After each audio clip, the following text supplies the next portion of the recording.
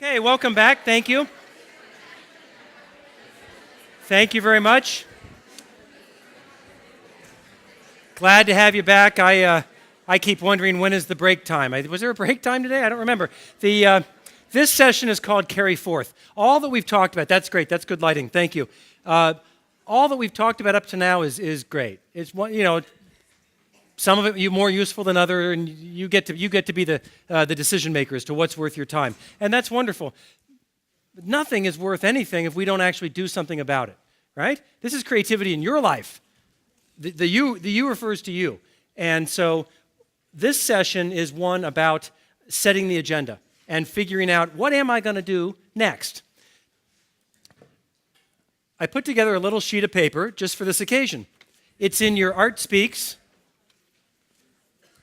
folder. It's behind on the right, I think it's the right side. And it's called Carry Forth. Carry Forth. What am I going to do next? This is the question that... Does everybody have one? Who doesn't have one? Aww. Is there a staff member who could bring a couple of these out?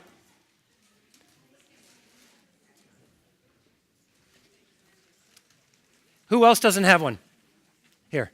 Now you do. Yeah. Thanks very much. You don't have one? Yeah. The name of the speaker was Carry Forth. I know. We thought the name of the speaker was Carry Forth. Listen, in arts budgeting, we do with what we got, That's funny because Jeff Sims and Cindy Foley had said, okay, what are we going to do at 1 o'clock? I said, how about Carry Forth? And they said, yeah, who is she and where, how do we get her? No such luck. So now we face the somewhat uncomfortable idea of writing it down, deciding what is it we're going to do next. And so, I'll be back. The first thing we want to do is simply imagine. What is the thing I'd like to do? What is the thing I'd like to learn? Listen, you came here. There must be some agenda item that you have that you would simply like to write down, and I'm simply going to ask you. Can you put the lights on back here? Yeah, more lights? Great. This can be a lights-on experience, too. Thank you. We want to try to figure out, what is it? And it's hard to write one thing down and say, this is my thing. So I made 2 columns where you could, right? So if one doesn't get done, that's great. You got another one you can work on. That's great. 6 months is completely made up. You want to make it 6 days, 6 weeks? That's great. I just chose 6 months because I think it's a game we can play. We can understand 6 months. I'm going to spend a couple of months getting ready and learning things. I'm going to spend a couple of months doing it. I'm going to spend a month not doing it, and then one more month, working on it. You can figure out your own pace. But 6 months, a year is too long. We don't get enough of those. But we get a lot of semis. And so here we go. So I actually want everyone to write something down there. You don't have to share it, but you do have to write something down now that you plan to learn. There's an example there that you want to paint, not walls in your home, but to paint your some fine art. That's just an example. You don't have to accept that one. Does everyone know the assignment? Just write in that first box to the right and the second box to the right some ambition.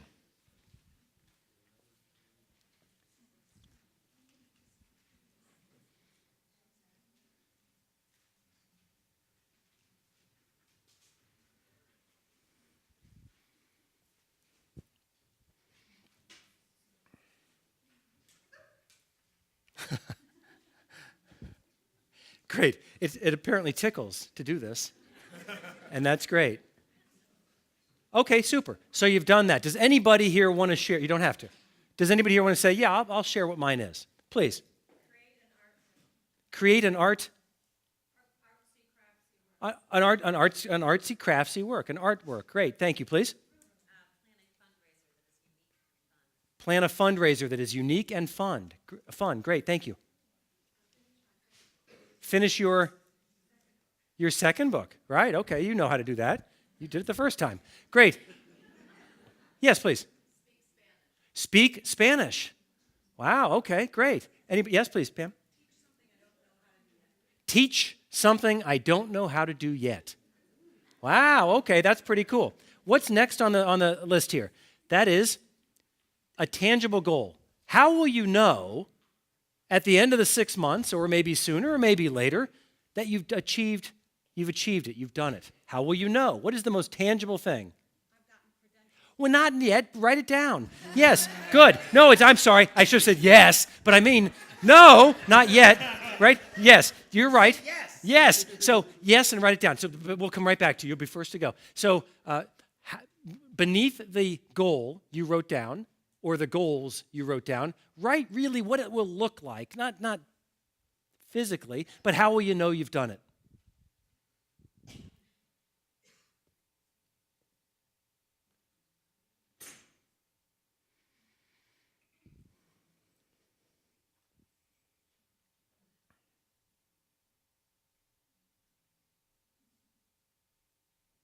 This will be the thing that you'll look at and you'll say, oh, I guess I've finished. I did it. There it is. You might want to do it again. That's great. I mean, in the case of the person who wants to speak Spanish, well, you know what that looks like. I go somewhere and speak Spanish, right? And they nod, instead of, that doesn't work. So, okay, great. So what was your proof? I'm sorry, your tangible proof, Susan? The thing you were studying, to have a credential, to say, look, here's proof that I have studied this. Great. What else? What other tangible signs? What's the goal that you've outlined, and what's the and what is the, yes, please.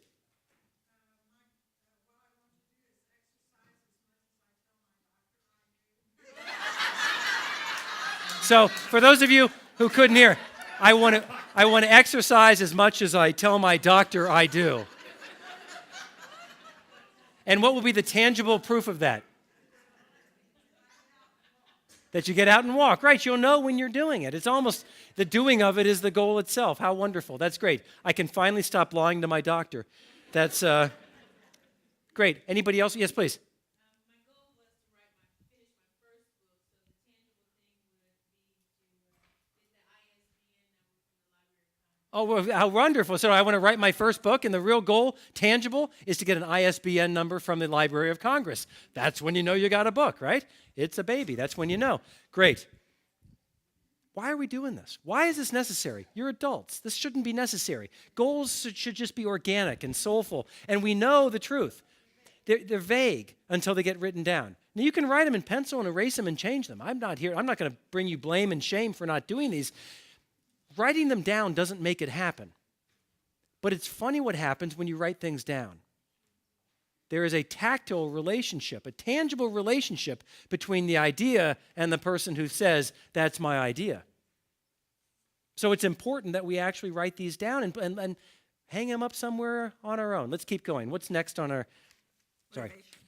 My motivation. Why do you care about this? Why? It doesn't have to be cosmic, but it can be. Like the example suggests that, in fact, I've always... And then I got a blank space on my wall. These are two reasonable motivations. What's your motivation for learning Spanish? What's your motivation for getting this credential? What's your motivation for writing the second book? Go ahead. Write it down.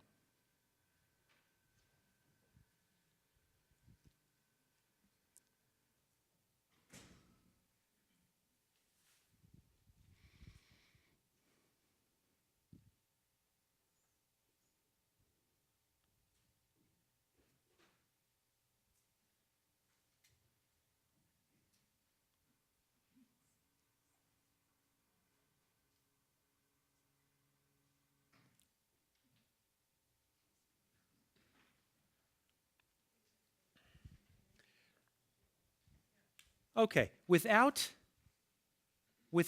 identifying your goal or your tangible outcome, I'd be interested in a couple new voices saying, this is my motivation. A motivation unconnected to the actual goal. Yes, Randy? I love storytelling. So because I love storytelling, Randy simply wants to do the goal. We don't even know what it is. But I think that in and of itself is interesting, because now you know about Randy, he loves storytelling. And we start to wonder, oh, well, maybe there's an opportunity to interest him in other goals that will help him, because that's his motivation. He'll do anything, right? If it helps to feed that passion. Yes, please. Yes, you.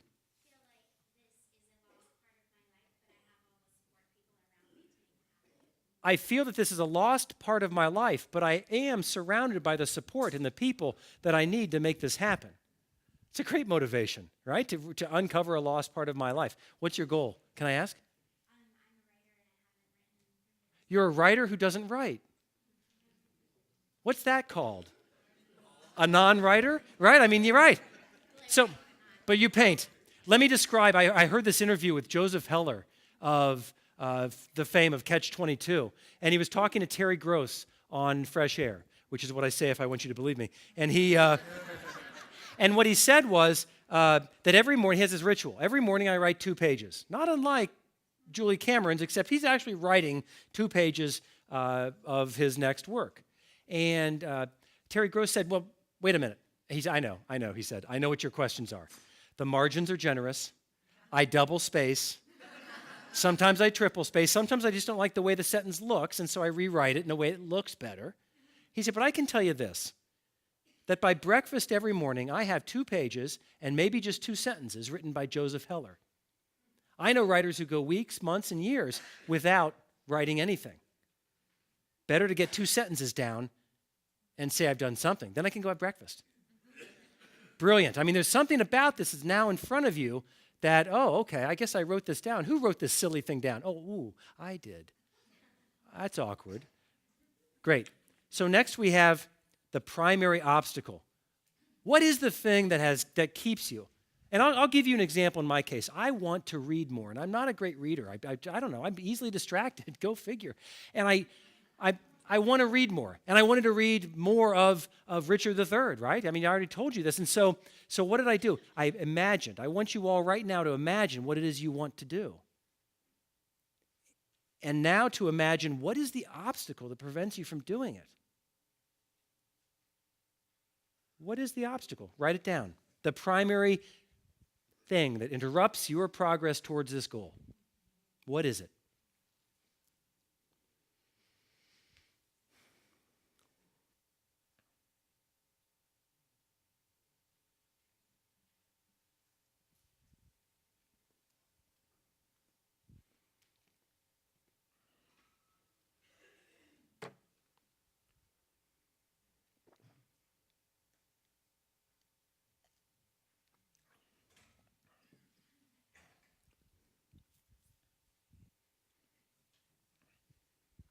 In my case, I'll tell you, the primary obstacle is it's the internet. It's the allure of Facebook and to find out if someone's written me. And why do I care? Because I want to be loved. All right, it's pathetic and wonderful and human all at the same time. I want someone to send me a message that says, "Oh, you're special." Mom, write me something. I know you will. I already put on my mother's goal to write my son every day. So. But that's not enough, right? There can't be enough. Email delivers only as much as we're going to get, but not as often as we look. And so I have to figure out a way to get away from it. I have to figure out. So who has another obstacle that competes? I mean, that's probably a pretty popular obstacle. What? Yes, please, in the back.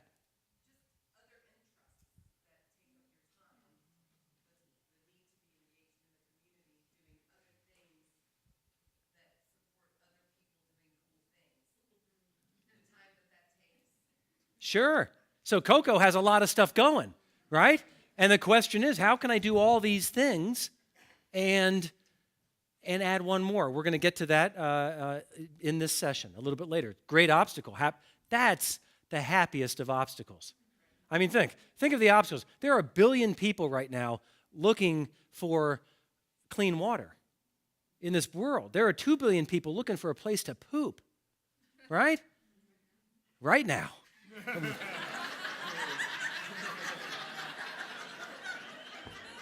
That was a tender and meaningful moment. And this is true, right? And Coco's got this problem, this obstacle, which is, I got so many good things going. It's a wonderful, and yet it's an obstacle. And Coco's got to figure it out. We'll deal with that in a few minutes. Yes, way in the back.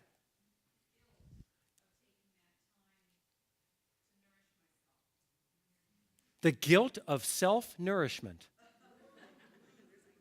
Right? That's my book title. Don't you take that title.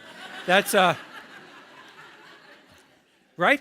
But it's true. Who are you to spend time on you? Listen, there's a phrase I do like that it's called selfish altruism.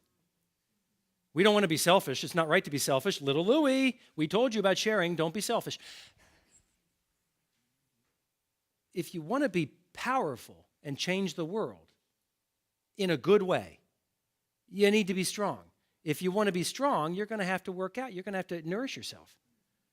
The most altruistic thing you can do is to write down a goal that helps the world and then tell everybody else, I'm busy. I've got to do this. My wife, when she became a nurse, she said, is going to school, in one's 40s, is it extravagant? Is it sort of self-absorbed? I said, you're going to be a nurse practitioner. You're going to touch people where I don't even want to hear about it. You think that's selfish? That's what we want you to do. So nourish yourself. You should only feel guilty if you're choosing something that's truly just, worthless in this world. We'll talk later. So other obstacles. Yes, in the back, please.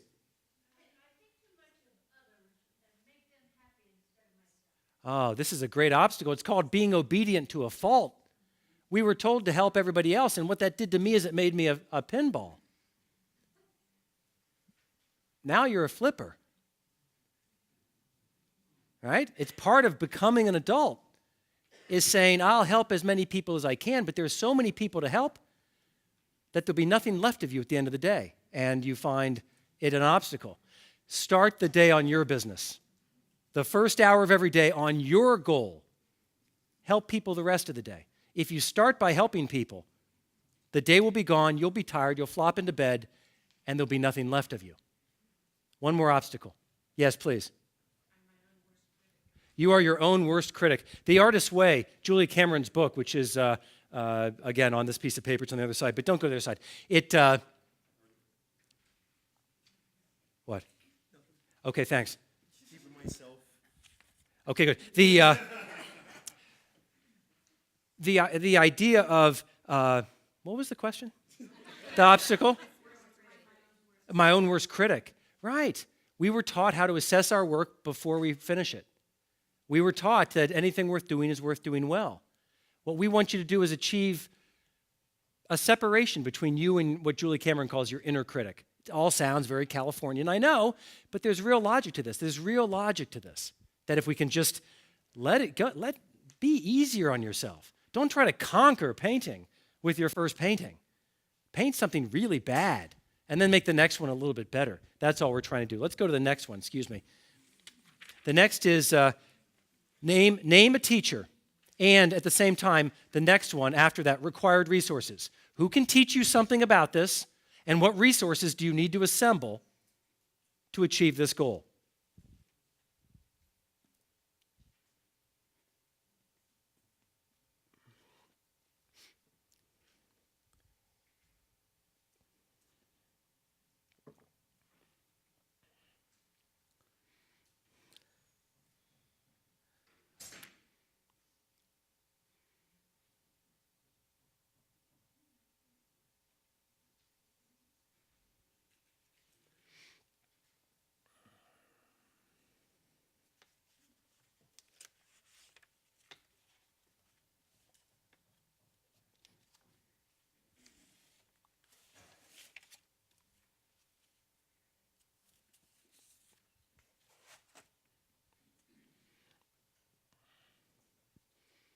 And next, a 6-month budget.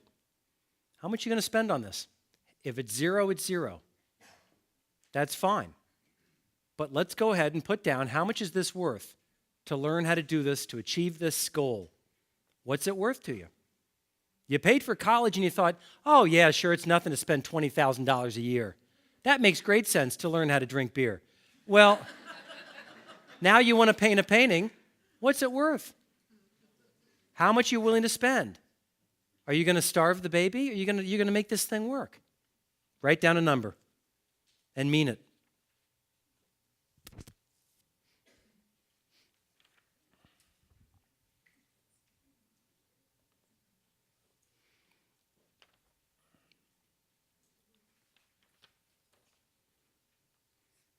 This next one is key.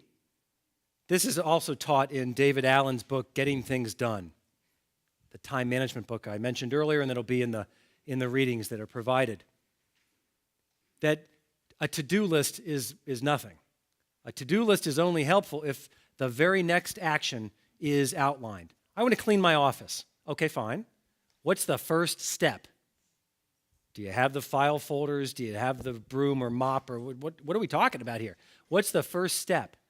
So similarly, in this, you've got a goal that's a big, ambitious goal. It's something you want to get done. Write down now the first, or if you've already started, the next step. What is it?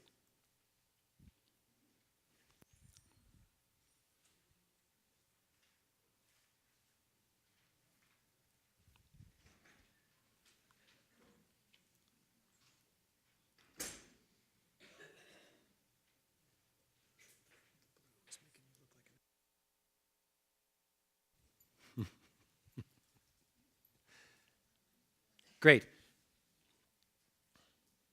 Who's got a next step they want to share? Without telling us perhaps what the goal was, what's the next step? Please. Read one relevant article tomorrow. What is the goal?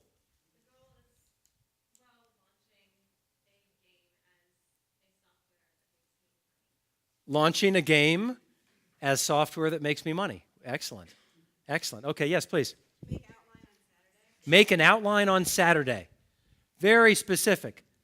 Both of these, the dates were very clear. Tomorrow I'm going to read a relevant article. I'm going to make an outline on Saturday. I used to always want to write a book, and I guess I still want to write a book. And a friend of mine said, well, what's your first step? And I thought, I don't know. I guess I'll go hang out at coffee bars and smoke little cigarettes and wear a beret. That's what people do, write books, right? He said, no. He said, start at the end and move backwards. Start at the end and move backwards. Well, what's the end? The end is that ISBN number, right? And then move backwards from there. Well, then I guess I need to go on a book tour and have a lot of books sold, right? And then I got to actually have a publisher publish it. And before that, I've got to have I guess I need to write the darn thing. And before that, I've got to write an abstract that can be shopped around, because before that, I got to get an agent. And before that, I got to have an idea for my book. It never occurred to me until a friend told me how to do this, that's the first step. I didn't realize that was the first step. I just kept thinking about the end. During one of the breaks, someone told me, I'm having trouble finishing things. I wish I could finish. I came here to learn how to finish. So how do I finish things?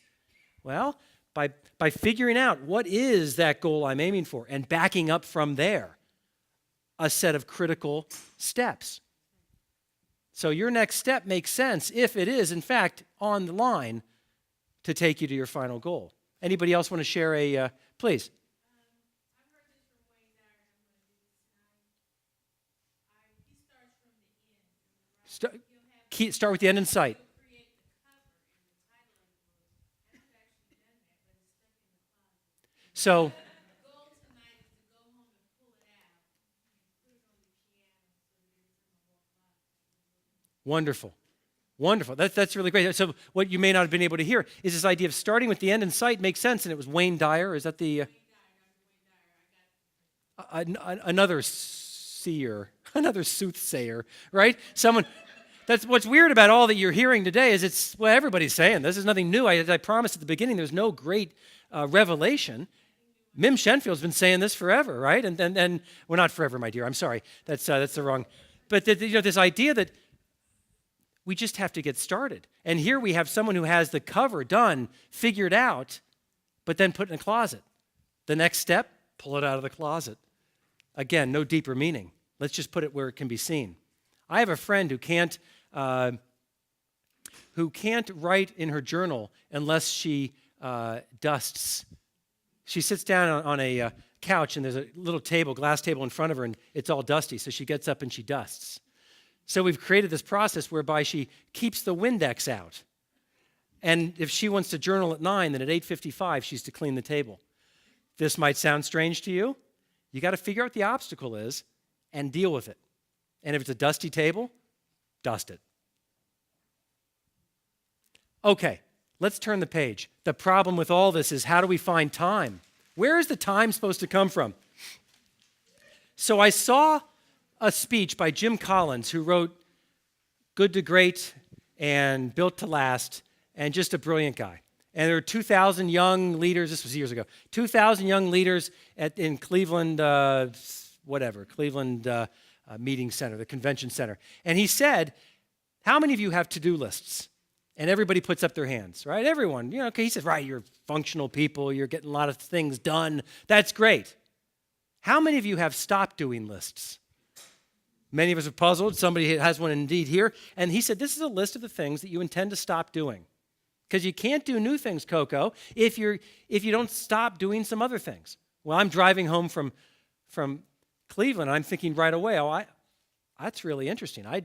My day is full. I don't have any room for new things. And so I thought of the things I want to take off. And one of them was Quicken, the personal finance albatross, which is irrelevant. I mean, as long as I keep just enough money in my checkbook, I don't even have to balance the checkbook if I, just keep enough money in there. Is that dangerous? The bank has never made a mistake on my account, as far as I know. And so, and think of all the time I got. We're not doing that. Okay, so, oh, you're agreeing? Okay, great. This is the sign for that. So what I want you to do is to write down a list of 5 things that you're going to actively stop doing. But before you do that, look at the next one. The next one is a list of things you're not going to stop doing, but you're going to stop doing well. Another friend of mine said that he cuts his grass and he really wants to get it just right, and it really matters to him. He's got that diagonal thing going like Wrigley Field. And then he realized, this is taking all kinds of time. I said, you're of this place, man. You are Columbus, Ohio, and you're caring for your lawn, but at what cost? At the cost of your goals? The cost of your legacy? Is your legacy diagonals in your lawn? Let it go 3 weeks. Cut it a little higher. Your neighbors won't revolt. They'll be grateful their lawns look better than yours. Write down the things that you want to do less well so that you can save time in doing them.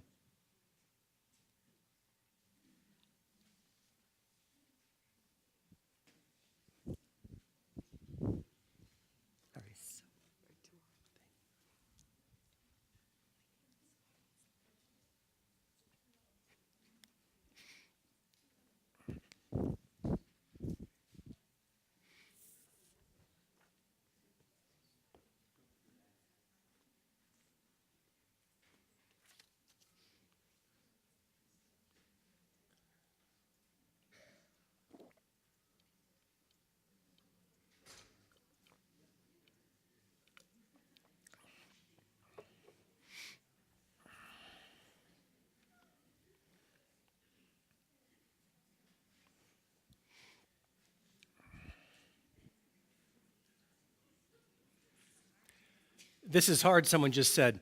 Somebody help out. Someone who's come up with an idea of the thing I'm going to stop doing. That's the second list. You can do less of it. That's fine. That's also valid. You can save a lot of time by just doing less of things. So one is playing around on the computer. Okay, that's on everyone's list. I mean, but let's be realistic. You got to check things. Someone who's very effective, a friend of mine named Rob Emmerich, co-founder of SpeakerSite. Brilliant guy, young guy, smart. He checks his email at 10 and 2. And that's it. He doesn't check his email at 9:30. I don't call him and say, did you see the email? Because I know he doesn't check it but twice a day. And when I ask him, how's your day going? He'll say sometimes, this is not such a good day. I've checked my email 4 times. I can't get anything done. Right? Do you want to be a pinball or a flipper? So it's one thing to say, I'm not going to play around on the computer, but the computer's a tool. And the question is, how can I do a little bit less of it and still be a highly functioning adult? Jen, what? I'm going to stop turning other people's shirts the right way out when they put it in the laundry. Okay. What she said was, I'm going to stop turning people's shirts right side out when I'm doing the laundry for the household. We have 2 challenges here that are in tension. No, don't start with that. If I am Moby and Thich Nhat Hanh, I'm doing his laundry, and I want to not just get through the laundry, but do it well, and feel like it's a Zen moment, like laundry is not just something to get through with, but actually an event and an activity that in and of itself is valid. If I'm folding laundry for the Queen or the President, you're not going to turn it right side out? Okay, and yet, this is right. People should learn how to put there's anger in laundry, I know. Right? Right? I know. It's a dirty business, that's right. For something so clean, it can be very dirty. So, what other ideas? What other things are you going to stop doing? Please, Patty? Stop worrying without action. Whoa! Wow! Go home. That's it. It doesn't get better. That's exactly, worrying without action is what? It's futile. Worry just long enough to realize, I'm worried. What's really facing me? How can I salvage this? That's what happy people do. They worry about something and they feel the worry and it's a real worry, and then they dissect it objectively, and then they say, how can I salvage this and make the best case out of it? I was told that if you're worried at night and you can't sleep, to take a visual manifestation of your worry, the person that you're worried about perhaps, put him in a little imaginary rowboat. Push the rowboat in your mind out to sea until it goes to the horizon, and then it's gone. Beep. And go back to bed. I've also been told if you want to sleep, don't ever put a clock where you can see it. Because the very act of doing this is towards the wrong direction. It's best to be not knowing. Other obstacles, great one. Or other things to stop doing, please. Stop picking up after my children. Wow. I think they'll be relieved as well. I mean, really. Kids leave stuff out because that's their workspace. Who messed up my stuff? Oh, she's back. Okay. Other things to stop doing. This is good because you'll say something that you might think is just obvious, but it'll help somebody else. Yes, please, Max.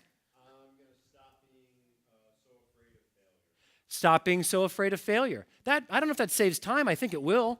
Great.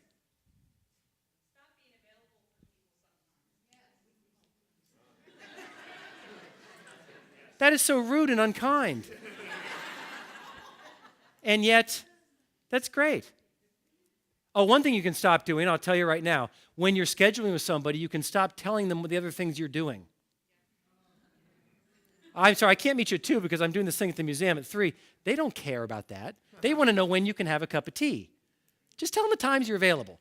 Don't start giving lists of all the things that you're doing. Nobody asked you that. It'll save you a lot of time. Please.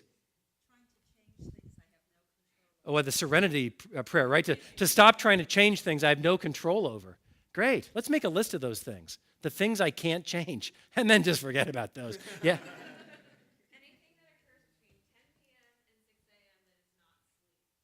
Wow. Anything that occurs between 10 p.m. and 6 a.m. that's not sleep.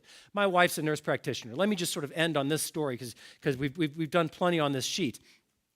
My wife saw me working too many hours. She said, "You're working too many hours." Well, I was a new entrepreneur, just bought an ad agency. I was putting in the hours and being I thought responsible. I said, "Well, I have to do this. People need to see me working in. I got a lot of work to do. I own the business."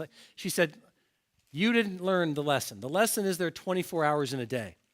You need to know this. You need to have 10 hours for sleep. Now, that's a lot of sleep, but you got to make sure you get 8. And you need to put 10 aside for that to put on your PJs and brush your teeth and go potty, do the things we do in bed. Doesn't take long. Then we have to, then waking up. It's not on my stop doing list. Then I could probably do it less well. But wake up, brush your teeth, do all those things to make sure you get the 8 hours, right? So do the math, she said. Out of 24 hours, at 10, take away 10, that leaves 14. She said you need 3 hours to be a member of this family. To take your meals with us so we know who you are and so you know who we are. That leaves 11 hours. Do whatever you want in 11 hours. Work like a pig. I don't care. I hope you like what you do. I hope it makes money. That would be great. I hope it doesn't make you nervous. But don't ever work a 12th hour and think it comes from nowhere. It comes from either your failing health or your failing marriage. This is what happens when you marry someone smarter than you. Moments of clarity delivered. And right. It's my ambition to teach a class at the Fisher College of Business called Spousal Recruitment, Retention, and Attrition. and people are, and the dean says, "What now?" And I say, "Well, what's the game here? What is the game? The game at Fisher College or any place else is to teach these young people how to go out and achieve and make $1 million and come back with a big check and endow my professorship or some library. Wouldn't that be great? Isn't that the game?" And the dean said, "Yes, but we don't say it like that. That's tacky and unprofessional." I said, "That's me. I'm here to do that for you." And so why do we teach people how to spend 14 hours a day on their business and 4 minutes on their marriage, and they lose half their assets in 1 day in court? Right? Is there nothing we can teach them? There must be something. So we're working on that. They're still shaking their heads. So there are some helpful resources written down here at the bottom. The Artist's Way, I've mentioned that many times, and I'm just a big fan of it. It's a book that might be goofy. You're right in it. It's a 12-week, 12-step program to getting over your creative obstacles. And then on my website, you can find a dozen books. It's off on the left, Do-It-Yourself Creativity, where I will keep an updated version of this, because you'll give me ideas about this, I know. I will update, carry forth as we go, and also add readings to include some that we talked about today. Could we go to the blue slide, please? I want to leave you with a poem. I know that our next speaker is a writer, and I want to get you in the mood, then leave you enough time for a break, because this is going to be great. So, next slide, please. There we go. This is a poem by Robert Frost. It's one of my favorite poems. I'm going to read it to you sort of fast, and then we'll dissect it, and then we'll break. "Never again would birdsong be the same." Robert Frost. "He would declare and could himself believe that the birds there and all the garden round, from having heard the day-long voice of Eve, had added to their own an oversound, her tone of meaning, but without the words. Admittedly, an eloquence so soft could only have had an influence on birds when call or laughter carried it aloft. Be that as may be, she was in their song. Moreover, her voice upon their voices crossed had now persisted in the woods so long that probably it never would be lost. Never again would bird song be the same. And to do that to birds was why she came." So, poetry is condensed reality. By poetry is not supposed to be understood the first time we see it. The reason we stopped reading poetry is because we didn't understand it fast enough. We understand the newspaper fast enough, and so we feel competent. But we feel incompetent when we face poetry. But it's Robert Frost, the poet laureate. We should have the courage to read it a few times out loud so that we know what we're talking about. Who's he? Adam, right? I mean, this Eve in this garden, right? Garden, Eve. We start to think of R. Crumb's artwork upstairs, right? In Genesis. He would declare and himself believe that the birds everywhere around the Garden of Eden, from having heard Eve's voice, had added to their own voices an oversound. He makes up this word, oversound.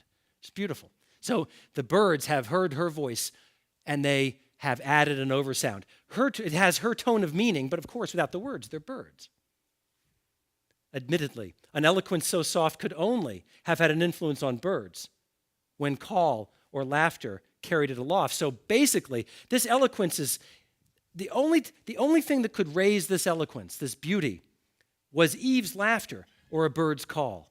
Those are the only things that could speak in this way so beautifully. An eloquence so soft could only have had an influence on birds when she laughed or when they called to each other. Be that as may be, which is a way of Robert Frost saying, I don't know what to put here. I love it. I love that Robert Frost thought, oh boy, we got a few syllables here and I don't have anything to... Your ad here, right? That's okay, Bob. No problem. You'll work on it. You'll bring it back. Be that as may be, she was in their song. What I love about that line also is it's one sentence, one line. He does that because he says, this is the important one. It can be said in one line. Be that as may be, and frankly, it's really only this. She was in their song. If you get nothing else, when you hear a bird, that's what you're hearing. The direct, from generation of bird to generation of bird, transmission to you of Eve's voice from the Garden of Eden. Pretty interesting, right? Pretty neat. Moreover, her voice upon their voices crossed. They spoke to each other for so long, the voices. It had persisted in the woods so long that probably it never would be lost. And to this day, a bird's song is from creation, which is why we're talking, this is about creativity. This, the act of creativity. Never again would birdsong be the same. And to do that to birds, that's why Eve came. That's why she was here in the first place. Was to do this to the birds so the birds could get to you, not in some Hitchcockian nightmare, but in a new way of looking at birds every time you hear them. It's a call from the original Garden of Eden. I am thrilled to have had this experience with you. It's been a great joy for me. No, wait. It's been a great joy for me, and I want to say something odd that might seem strange to you, but you have seen me at my most alive. Thank you.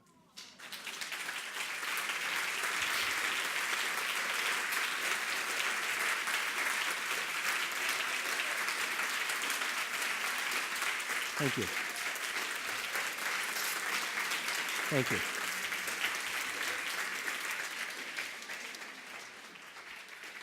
Nate? Okay, thank you. A short break before Michael Shaban starts our keynote presentation at 2 o'clock. I honestly am expecting a few more people to show up, so if you really, really like your seat, you might just want to stay in it. All right.